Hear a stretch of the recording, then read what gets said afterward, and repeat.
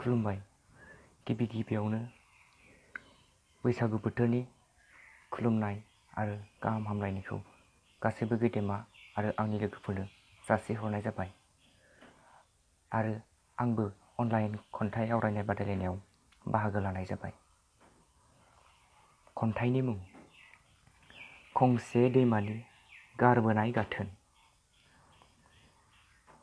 गोसोखाङो रोमै रोमै बेसेबा लैथो बारबोनाय उन्दै समनि बेसे सुदेम बै गाथोन।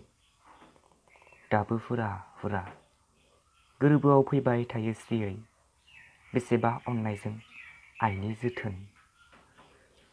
साया सायख्लुम लोगोफोरजों गेलेनाय आइ आफानि बायदि बोसोन। माब्लाबा रायजानाय माब्लाबा अनजानाय गोसोखाङो बै समा बेसेदि गोजोन। हाबा सावरि बादालि जानाय लोंनाय रंजानाय आय' बै बुब्लि बेसेदि गोजोन। दुखु मोनोब्ला गाबनाय माखौबा मिनिनाय बेफोर गासै गसाइनि बिथोन।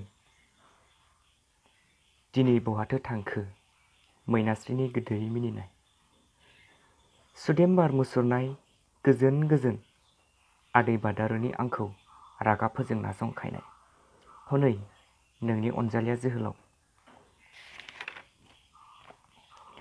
जाया जाया फोथाराव बैसागु मोसानो सोलोंनाय बैसागनि बिलाइ खिलिजेन। दाउ खौवौनि गाबनाय देंखोआव रंजानाय आंनि बै गारबोनाय गाथोन। दिनै हारसिंनो नायखंख्रे हरो स्रियै नुहुरगौबा फैफिनगौबा बै बुब्लि बेसे गोजोन। फिन थांफिननो सानो दिनै आंनि गोसोआ मेजें रनसायो गोसोखांना बै गाथोन। गोजोन्थों। एसेनोसै।